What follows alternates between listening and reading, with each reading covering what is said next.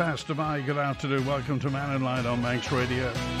7 minutes after 12. Manx Care today with Teresa Cope, Chief Executive, and a couple of special guests we'll get to in just a few moments' time. But you're on. Call, text, email, and WhatsApp.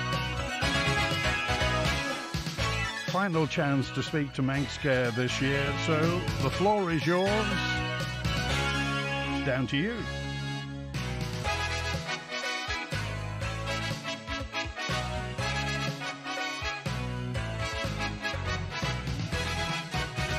Faster Mike, good afternoon. Teresa Cope, how are we doing? I'm good, thank you, Andy. How are you? Good, thank you. You've got a couple of special guests. Who are they? Yes, some very special guests. So Linda Thompson. Linda heads up our integrated women and children's and family services.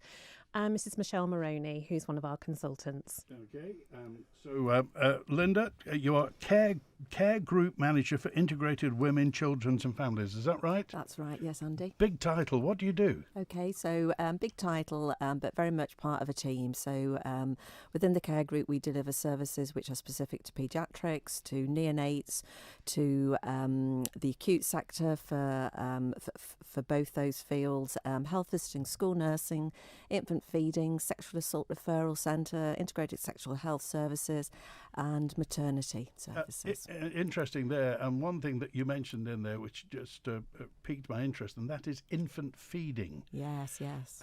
What's the trend in infant feeding? Is it breast or is it bottle? Well, a lot of our mums start their journey through the antenatal period very much wanting to take the pathway of breastfeeding. And I'd say the majority, up to about 70% of our mums, start the journey within the first 10 days of breast milk.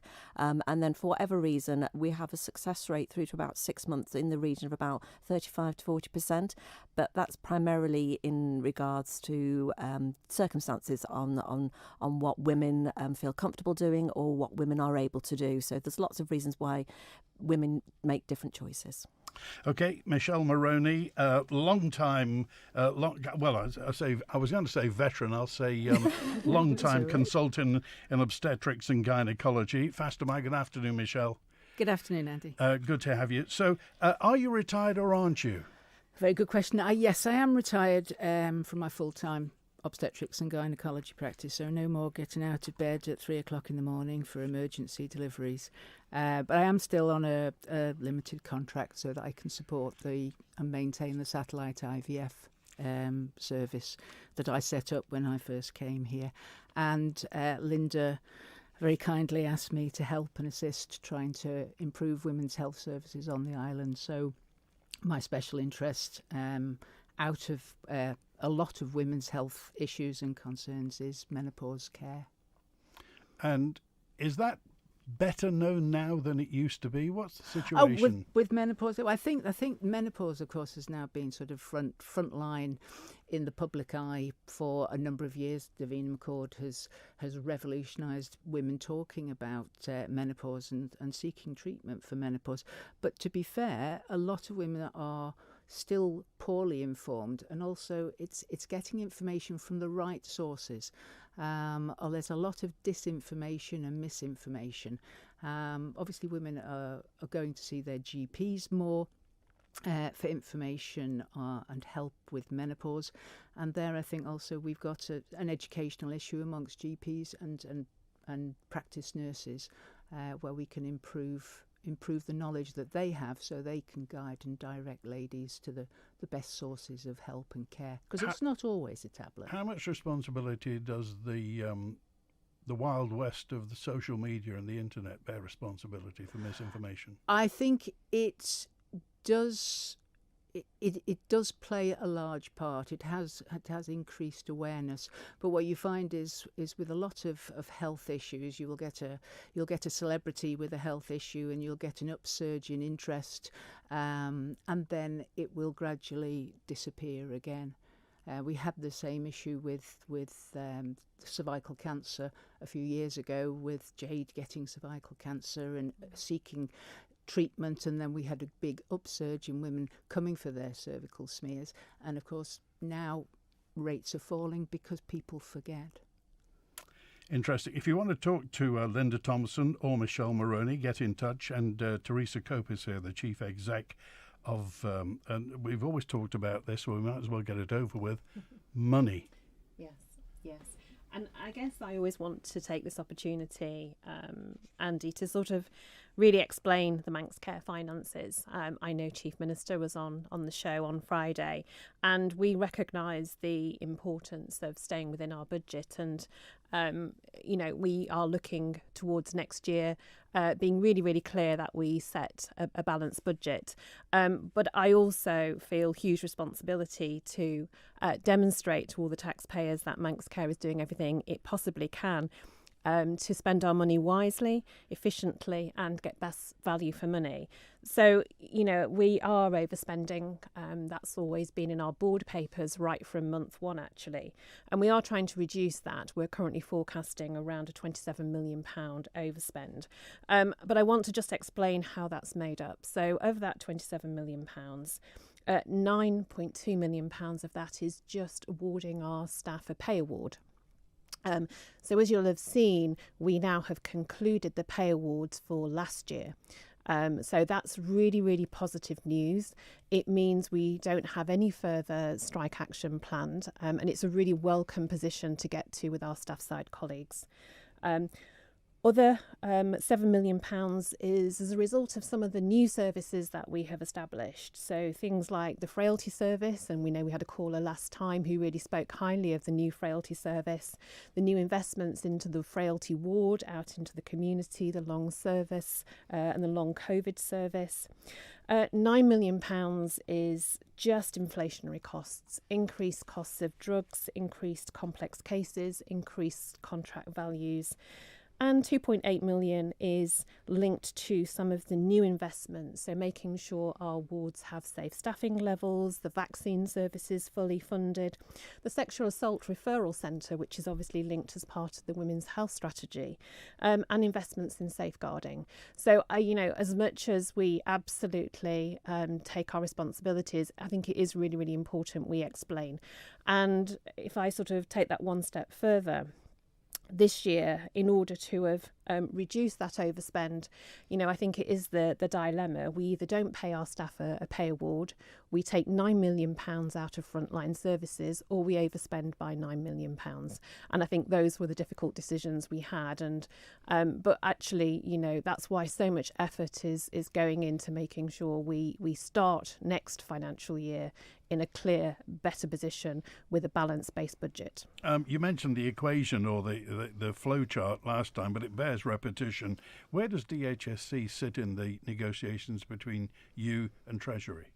So we don't have any direct conversations with Treasury. The Department of Health and Social Care do that on our behalf, and the department sets our budget and also tells us what we do need to deliver during that year, and that is via our mandate. So they in very simple terms, they tell us what money we have and they tell us what services we need to deliver for that money. OK, Julian's first on Mannin Line. You're live with Manx Care and Teresa Cope. Julian? Hi, Andy. Nice to hear you back. And hello. Hi, Julian. Hi. Got a question for Teresa on future health legislation. Just wondered, Teresa, are you aware of a UK parliamentary debate taking place at 4:30 this afternoon regarding changes to the international health regulations, which effectively sets DHSC and Manx Care's health policies? Sorry, I just missed the start of that question, Julian. Would you mind just repeating it? Yeah, sure.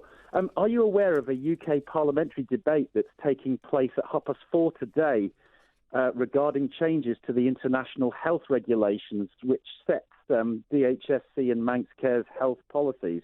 No, I'm not, Julian. Do you want to fill me in? Oh, OK. Yeah, I mean, there has been a little bit of talk about this, but the amendments, if they go through, would oblige the Isle of Man to receive its health policies from about 724 miles away at the World Health Organization's headquarters in Geneva. The implication of this is that unelected officials will be able to dictate measures as far as even lockdowns, masks, mandatory vaccinations, travel, access to shops, hospitals, nursing homes. some of the other changes that will apply to this will be that they'll be based not on a confirmed outbreak, but by declaring something called a FAKE, which is an acronym for Public Health Emergency of International Concern. It also, these new amendments, which you're currently running under, but will change, will be the removal of words like non-binding to shall, and they're going to remove a sentence which is with full respect for the dignity, human rights, and fundamental freedoms of persons. Just wondering what you make of all that. Well, I mean, first of all, what do you make of it, Julian? What do you think of that debate? It's a debate, did you say, or a committee? Yeah, it's a result of 116,000 people signing a petition which takes it over the 100,000 threshold, which forces a debate in Parliament if people think strongly enough about it. But effectively, things like the MHRA would no longer really be used anymore. Everything would come out of Geneva. So we wouldn't really be able to set our own health policies anymore. And even on the basis of, even if it was, well, there might be something, therefore we're going to recommend that you all lock down and take this particular medication. Is that something you're aware of? It's not something I'm aware of actually taking place this afternoon, but I think this sort of whole piece around, what's within the gift and control of Manx Care, where does the Department of Health and Social Care fit in, where does public health fit in, where does policy on the island fit in? I think that comes up quite a bit, and we've always tried to answer it. I'm not trying to fudge it, it's just obviously it isn't for Manx Care. We are a contributor to that, and actually if there is policy change or legislation change, that is very much for the Department of Health and Social Care to consider. It is slightly more simplistic for Manx Care in that we will deliver what we are being asked to do in the mandate, which is basically our instruction on an annual basis from the department about what services they want to deliver. So in lots of respects, those sort of broader decisions which need more sort of governmental and policy decisions, those are sort of outside of Manx Care. But I think it's always interesting, isn't it, as to how much we follow what happens in the UK, and certainly on the vaccination, we've always been very clear. We are following the JVCI guidance, which is that joint vaccination committee, and we haven't deviated from that so far. But it is an interesting debate, and perhaps one that when DHSC come on the show, they can perhaps respond to. Okay, because DHSC is policy, Manx Care is delivering services, Julian, I think. Yeah. I'm just interested on her take on it.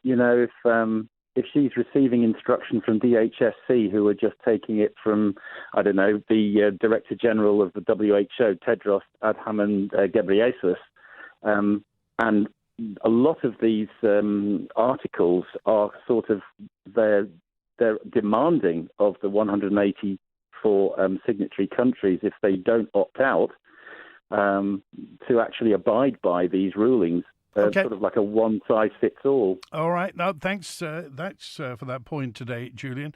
And here's another one in from Texter 375. Could you please ask Teresa Cope, is Manx Care prioritising a replacement building for Radcliffe Villas, respite facility in Douglas over Cummel Moor, elderly persons complex in Ramsey? Which one's happening first? Do we know? So the position is that they're both still as part of the capital scheme. Again, probably important to point out that the Department of Health and Social Care have responsibility for the capital programme. Manx Care doesn't own any of the buildings that we deliver services from. They are the responsibility of the department.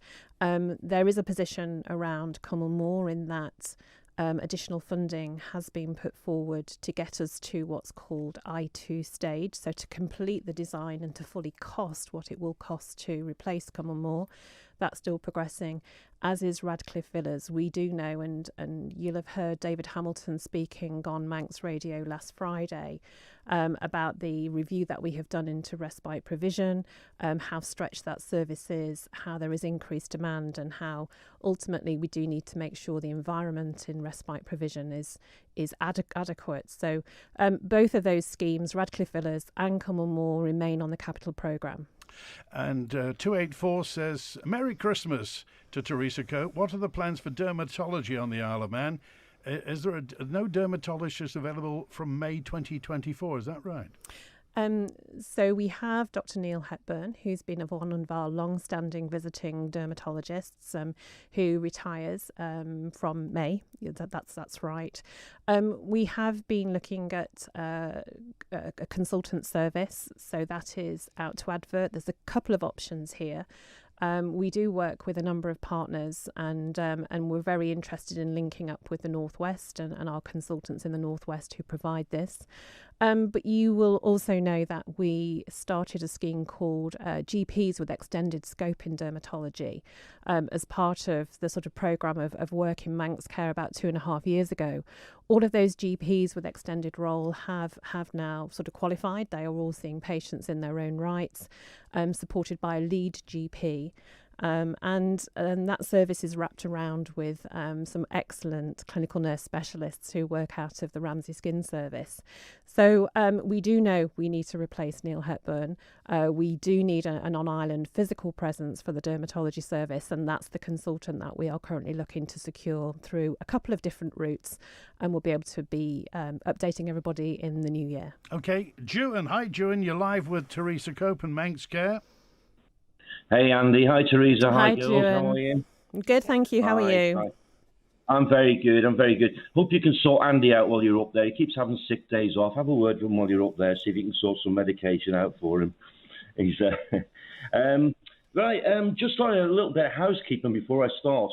I think the last time that I spoke to you, Teresa, I mentioned about the increase of shingles, and I think both you and Andy said that you'd not heard about that. I just wanted to touch on to a report by healthtoday.com just saying why is shingles on the increase in the UK. Just like to just validating what I said earlier, and touching back onto other side effects from the COVID vaccine.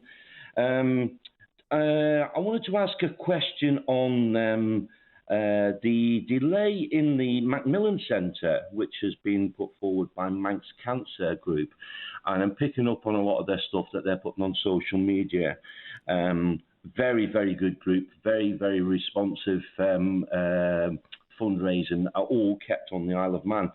So I'd just like to ask a question on why there's been so many delays in getting this progressed on their behalf. My second question is just a generalisation on how you guys feel about where the NHS is going. And I'm looking at information from Every Doctor, which is sourced belonging to HSBC, Barclays and NatWest, and Connect Health, which belongs to Lloyds. So banks are now starting to play a big part in the NHS. So money is more prominently than ever now starting to overtake healthcare on the private sector. So I'm just wondering what your thoughts are on them two pieces, where the NHS is going in so much as staying as NHS and privatisation, and the delay in the Macmillan Centre. Okay, if I take the Macmillan Centre first. So you're right, this is a group of people who are incredibly committed to improving cancer care on the island, and we work really, really closely with the whole team, with David Gaughan, Julie Stokes and all the other people who support that piece of work. There has been ongoing discussions. Again, it comes back to that point that I was talking to with another caller, in that Manx Care doesn't actually own any of the buildings or the land that it runs services from. So this has been a collaboration between Manx Care in terms of supporting the positioning of the Macmillan Centre, a new Macmillan Centre. We already do have one within the hospital grounds. I think that's really important. We make that point. There is already a Macmillan Centre. And finding the new location for it so we can offer more services from that location. But again, it's the Department of Health and Social Care who have to actually finally give the approval for that. That approval has now been given, but I think these things always take longer, just going through the sort of the due diligence and the governance of that. But we had a really positive outcome in the last week or so. And we expect to see some contractors and diggers and work starting on the site just between Christmas and New Year. So it is now underway, and we really, really look forward to it. We have regular meetings, so it's something we very, very much support, and it will have huge benefits for the island. coming on to the future of healthcare, and I guess I sort of give a view from the Manx Care perspective, in that we know there isn't enough money in the health and care system to do everything we wanted to do. And that is causing us some real problems. It's caused us to be in an overspend position this year. It's causing us to really having to consider what we are able to fund next year. And we've sort of tried to explain that as transparently as we can, both to the public, both to the department, and set our budget. But we equally know that we cannot keep affording to deliver the full range of services. So there are some very, very difficult decisions for Manx Care, but particularly for the Department of Health and Social Care and the Treasury and Government, as to what the amount of funding in health and care really does buy you, particularly when you lay on the cost of things like pay awards, inflation, the growth and the increased growth in services. Just even to stand still, we needed over £27 million of extra funding just to stand still and deliver exactly the same as we did last year, this year. That's without any new service developments, any additional growth in the population. So there are some difficult decisions ahead. What does that mean? I genuinely don't know. I am not the sole decision maker in this, but there will have to be some discussions about what is affordable. I mean, when you say things like that, Teresa Cope, at some point you have to give people bad news. Because technically, I mean, if not literally, demand for services is unending. It is. As people are living longer and longer, routinely into their 90s nowadays. Nobody smokes anymore, so no one dies in their 70s of lung cancer and emphysema anymore because nobody smokes. Yeah. So people are living an awful lot longer. The pharmaceutical industry will be keen to sell you every drug possible. All the new equipment manufacturers will want to sell you the latest scanners. Absolutely. And at some point, you're the person who has to give somebody bad news. Absolutely. And this is the global healthcare challenge, and we are not unique. Massively rising drugs costs. You know, I've already said, you know, our drugs bill is 9,000 and contracts bill is 9,000 more this year than last year for exactly the same level of service. And that's without doing things like, you know, delivering the nice technologies, additional investments in new services. You know, so this is the problem. We've got rising costs, staff shortages, an ageing population, and it will mean that we are going to have to make some difficult decisions if we are going to curtail the healthcare budget, which we know we have to. We know the island cannot afford to keep spending on healthcare what it has been or what it did commit to in the Sir Jonathan Michaels report. Unless the politicians make a difficult decision. Absolutely. But I know that is sat amongst a wider set of competing priorities. And I know, you know, education is just as important. Infrastructure is just as important. Adequately funding the police and the fire service is just as important. So healthcare doesn't have the monopoly on this. But my role is to make sure that, A, I'm spending the money that Manx Care has wisely, but that we are signalling what does the quality of healthcare look like. We have just over the last 12 months had a comprehensive inspection regime from the Care Quality Commission and from Ofsted in social care. That has told us the standards that we need to meet and the deficits that we currently have in our system. And those all have to be responded to with new services or business cases or additional investment. You know, we have been incredibly efficient with the money that we have got. So just in the last sort of 2 years since Manx Care has been running, we have taken £15.7 million of cost out of this system. So if we have reduced our costs by £15.7 million. Now that is lost in the overall overspend, but £10 million of that is cash out, physically cash out, and 5.7 is efficiency savings. But we can't keep, you know, the standards in healthcare keep raising. There are always new standards to reach, new quality standards. And our doctors and nurses and allied health professionals expect to work in a system which they can be secured and assured is high quality. And that does often cost money to get to that required standard and then maintain it. Okay, and a brief word about shingles.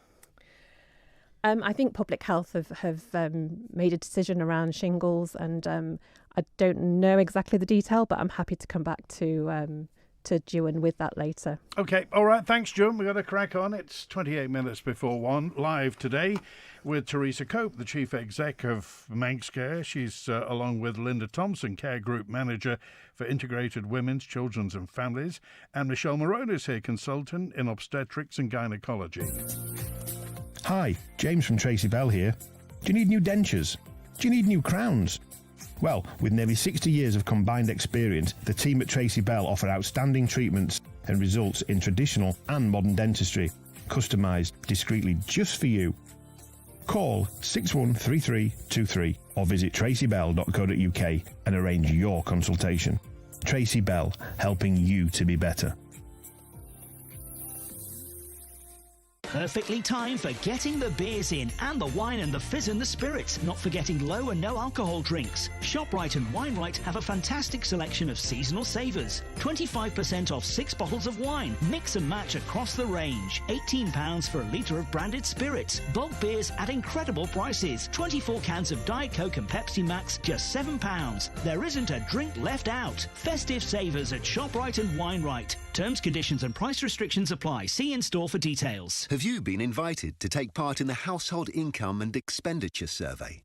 It's one of the most important surveys for our island because the information you provide is vital data for our island's financial planning.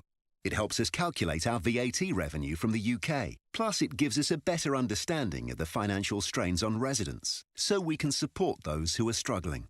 If you've been invited, please take part. Visit gov.im/HIES for more information. When you need a fitting memorial or headstone for a loved one, contact Manx Memorials in Peel. This long-standing family-run Manx company offer a wide range of granite and marble headstones and memorials, along with an island-wide inscription and renovation service.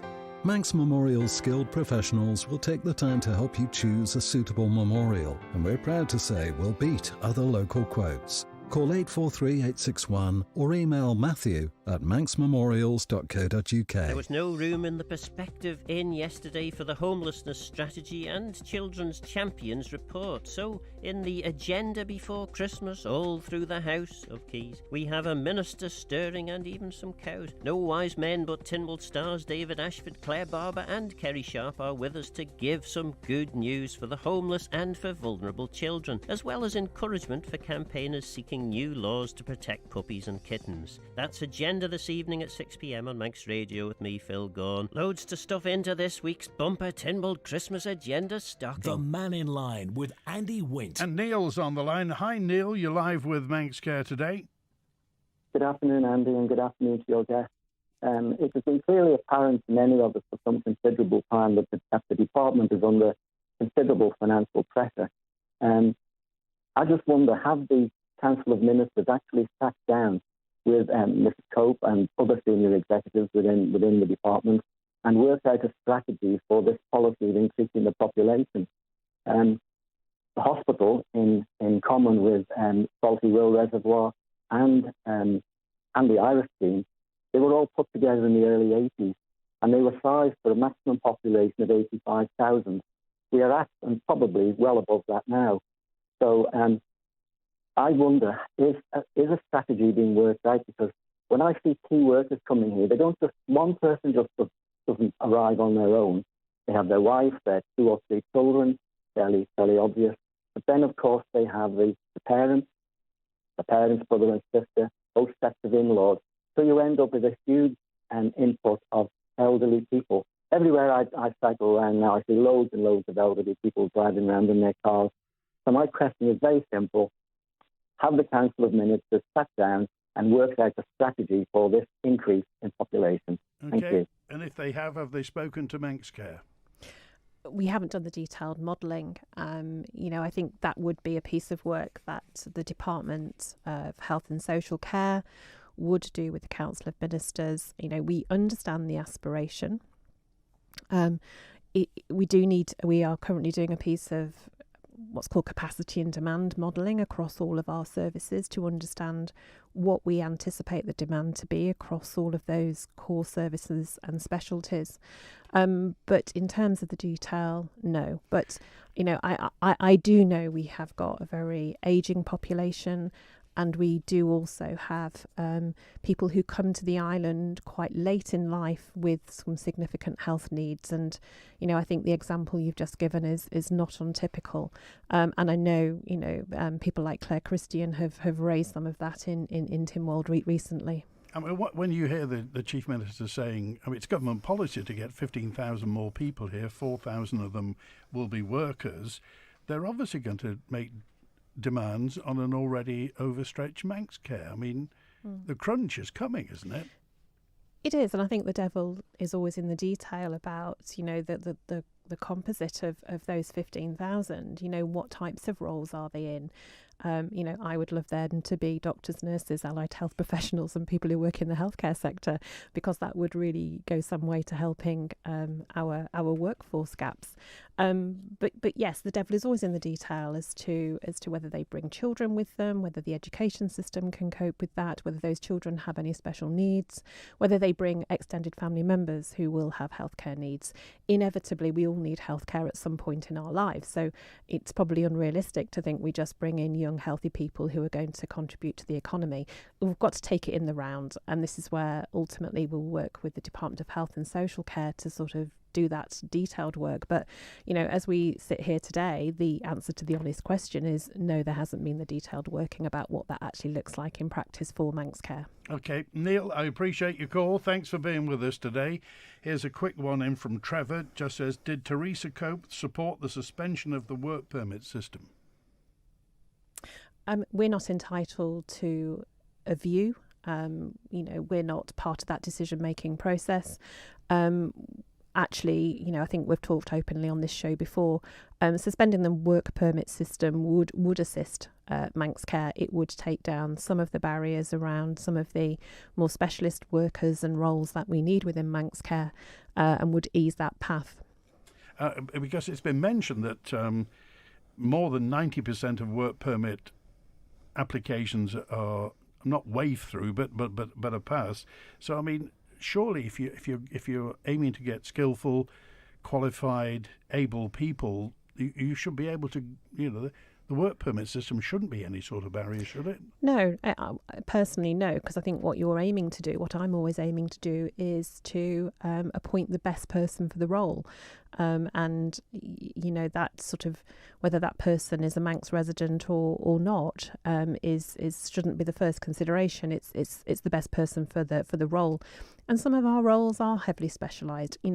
We will always want to support the local workforce, and we do that. And a lot of our local investment around developing roles within the organisation and training and development is to really support our own workforce, our local workforce, to have the skills. But we also recognise that in healthcare and social care, there are some highly specialised roles, and sometimes we don't have those skills on island. OK, Jerry's on now. Hi, Jerry, you're live with Manx Care. Hi, Andy. Andy, I just want to point out that I get the feeling, as they do in the UK, elderly people, that's all we ever hear now is elderly people. I've just listened to Teresa saying about elderly people coming onto the island, and the cost is going up because we're living longer, more medication, elderly people. I've got the feeling that this lady eventually is going to start cutting down on the medication for elderly people.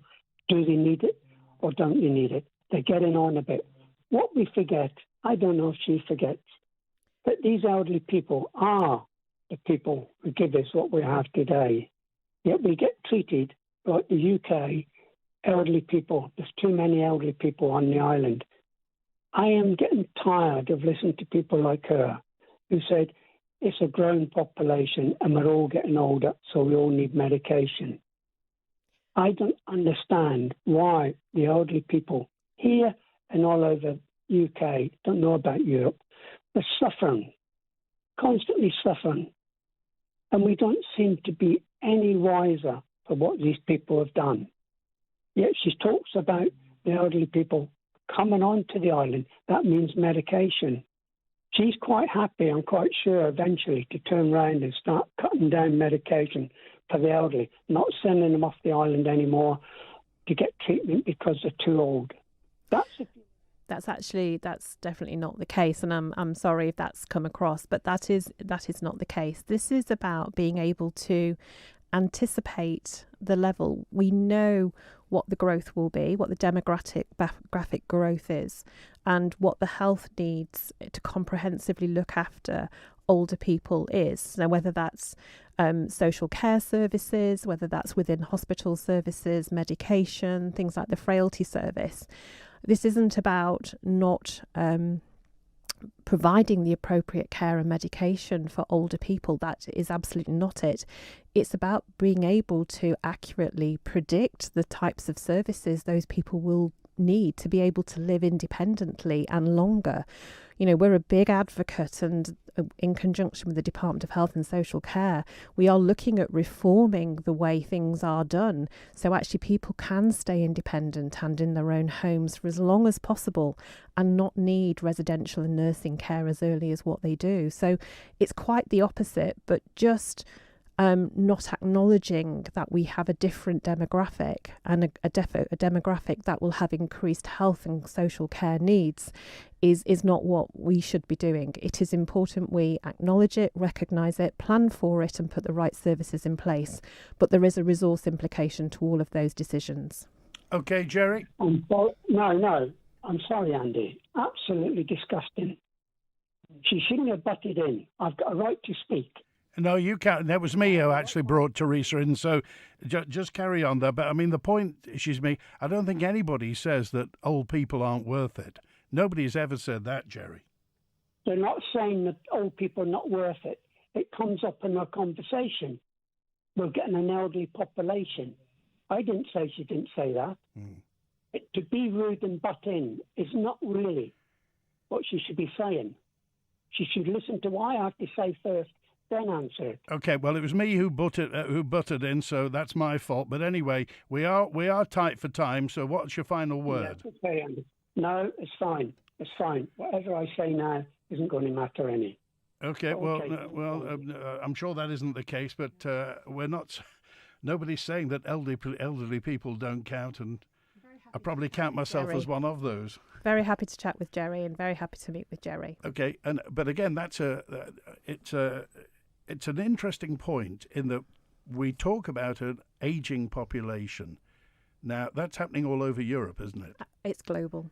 It's global. Everyone's living longer. And that's also down to the fact that the birth rate's dropping in Western Europe as well, plummeting in some places. Yes, but it is really important that we put the right services in place, and it is about ensuring people feel able to stay in their own homes, remain independent in the communities. All of our strategies are around responding to that, but I think it is, as I say, it is just important we acknowledge that is a global reality and people who are in their 70s, 80s, 90s are fit, active, independent often, and actually there will require a level of healthcare intervention which 20, 30 years ago perhaps wouldn't have been available. And it's a fact of life that there are many more people who are over the 100 years of age who are living nowadays. Years ago, and again, I go back to smoking, people used to start smoking at the age of 14, would retire at 65, often having done very physical work, and would be dead before they were 75. Absolutely. Now, very few people do real physical work. And I'm talking about, when the days when dustbin men used to carry dustbins and coal men used to carry 100-weight sacks of coal. Doesn't happen anymore. Yeah. And now people are living an awful lot longer. That's fantastic that people live longer, but it costs money. It does, and that is just the reality. And that's, we talked, on the show a couple of times ago about the frailty service and the investment that Manx Care has made in the community geriatricians, and being able to really look after older people well. Maintain their independence, get them on the right medication, deal with the sort of polypharmacy issues that arise. It's just a natural progression that it's important we plan for. But yes, there is a resource implication. But I don't want any person to think that means that we're going to withdraw services or treatment, or they're not going to have the same access as somebody who's younger. That's absolutely not the case. But we do have to recognise the costs and plan accordingly to get the right services in place. OK, Judy in Colby dropped a note in and just said, I don't know if this has been raised in September. Manx Care put out a survey on the internet asking patients for opinions on services for women and asking them to rate services and ailments in order of importance to us, the patients. This included serious ailments like diabetes, antenatal care, drug addiction, menopause. So can the ladies explain, please, if the survey is in some way to inform spending in these services?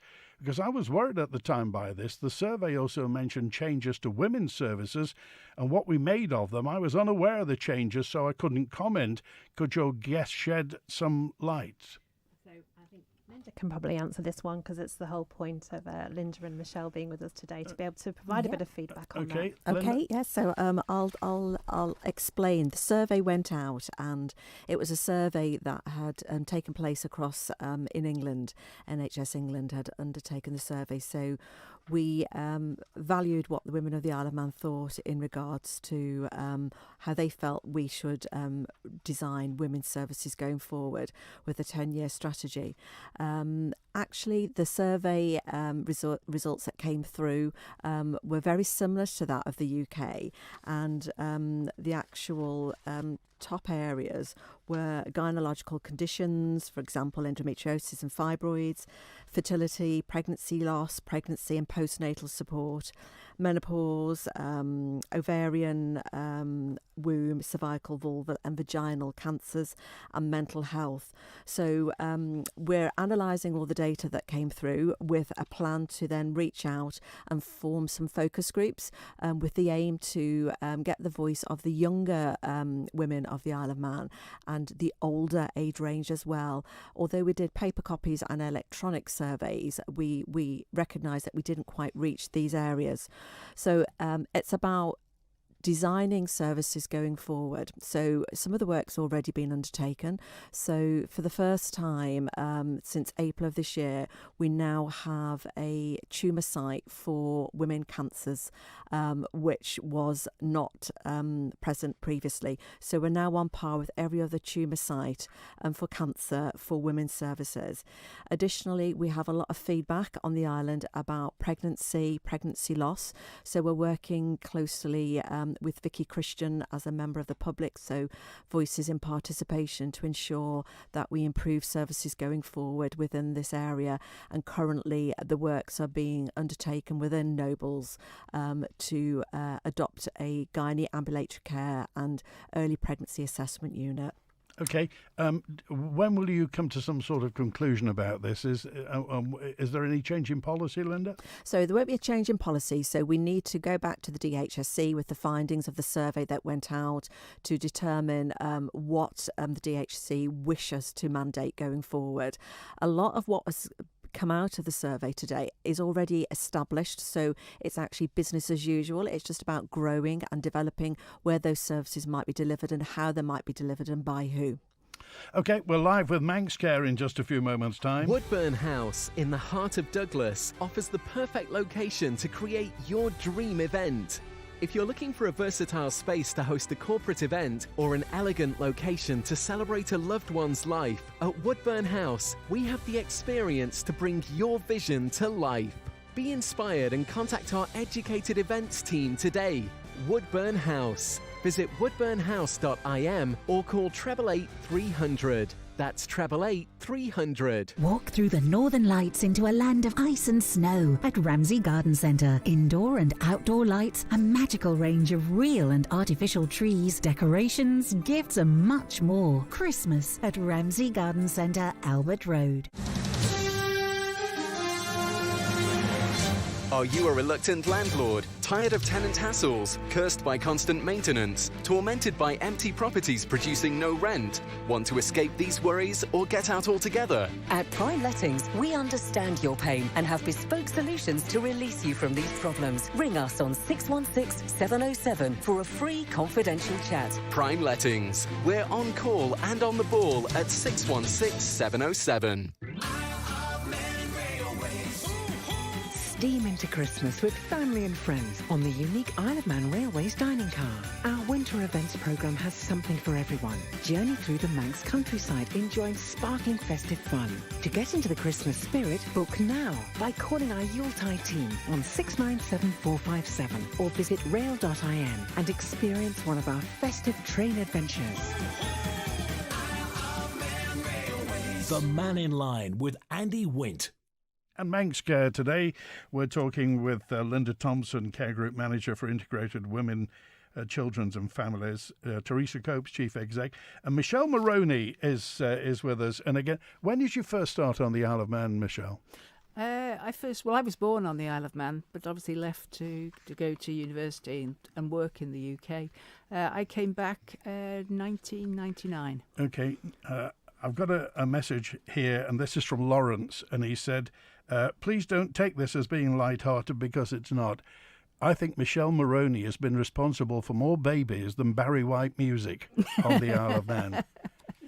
Why would he think that, Michele? Well, I don't know. I mean, when I came over, I came over as a general obstetrician and gynaecologist, but obviously my main interest was fertility, and yes, sometimes ladies need a little bit of help, and sometimes they need IVF, and to be able to provide that, I've been responsible for a few babies. You say that very quickly, but that's been a long, distinguished career in getting that right for many women, and it affects ordinary health, it affects mental health, It keeps couples together, saves marriages sometimes. It does indeed, yes. I think the fertility problems, they put a great stress on mental health for both partners, and it can be the breaking point of relationships. Equally, the worries obviously are that maybe couples have relationship difficulties and they think, well, if we can have a baby it'll all be better, but sometimes that can even make the cracks wider. So there's a lot of psychology and a lot of counselling goes on with the fertility work that I do. Okay, it's a couple of quick questions for Teresa Cope. Will we ever own our own helicopter? Is that any sort of ambition? I don't see us ever being able to have that money to have our own helicopter. We get a service from Great Northern Air Ambulance Service through a contract, and I think that serves us well, along with our excellent fixed wing service. Okay, and here's another one. I'm just going to come to this. This is regarding money as well. How do you answer this is often levelled at Manx Care, too many middle managers, too many managers? Yeah, and I think it's something we're really, really conscious of. We want our clinicians to feel supported, and we don't want clinicians doing admin work. We want clinicians doing frontline work, and every contact and interaction they have is with direct patient care, and so it's always a balancing act, and I think sometimes for Manx Care we suffer from a relatively small but beautiful size, in that you still need one of something, whether you are running an organisation for 3,000 staff or for 10,000 staff, and whether it's a £300 million budget or £1 billion. So sometimes the economies of scale is very difficult to achieve, but we scrutinise it very carefully, and I would say we're not overmanaged. Okay. Well, it's the end of another year. Open invitation to pop in next year. So thanks to Michele Moroney, the consultant obstetrician and gynaecologist, also Linda Thompson, Care Group Manager for Integrated Women's, Children's and Families, and Teresa Cope of Manx Care. So Teresa, a final message for staff and the people of the Isle of Man. To our staff, thank you for all you do. You are truly amazing. And to the public, we are doing the very best we can, and we will continue to be accountable to you. That's it. Back with another open line tomorrow on Manx Radio. For Mannin Line, thanks to Chris Quirk on the phones today. Enjoy the rest of your Monday. WINT. Construction waste today. Tells recycle for another day. A builder skip or two. Tells skip will bring to you. From cardboard to green waste. Tells recycle for another day. Metals and plastics too. Tells